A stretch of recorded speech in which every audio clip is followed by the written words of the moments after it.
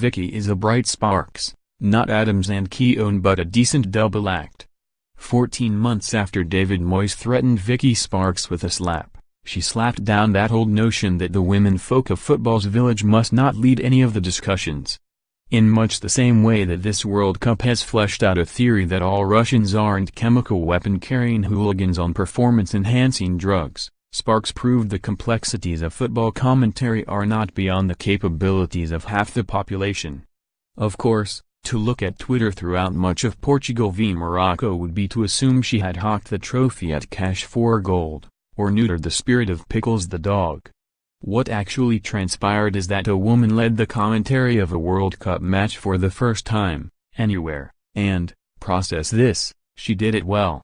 She wasn't exceptional, and to suggest she would be a little like the clapping Patrice Evra gave Luco on ITV, but she was solid, good, no more and certainly no less, sitting in next to Martin Keown and bringing the ball out while he put in the heavy tackles.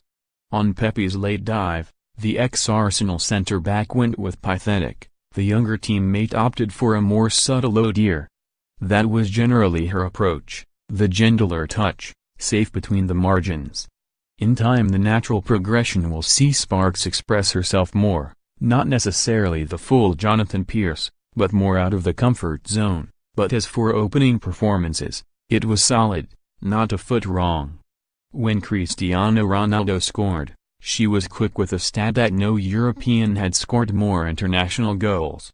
When Norton Amrabat threw off his scrum cap, she was across the details of his apparent concussion from last week.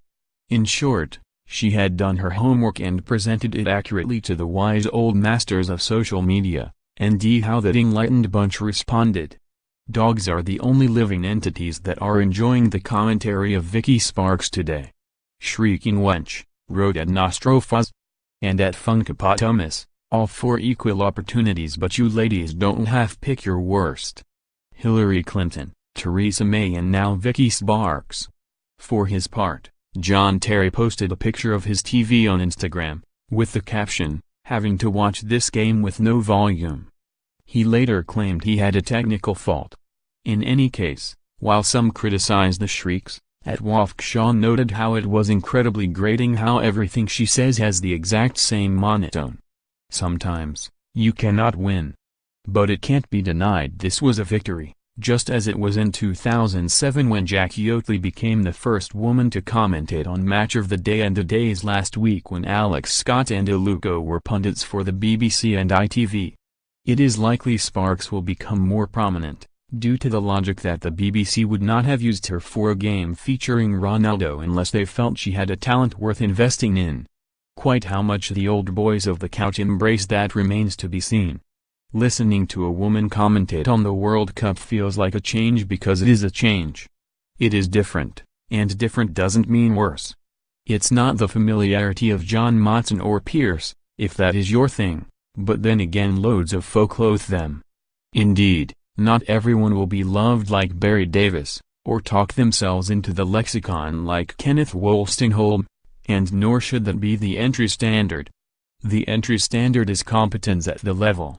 If Sparks proves that she has it, then it shouldn't be much of a slap-in-the-face surprise to the chaps of Twitter if change, God forbid, should take hold.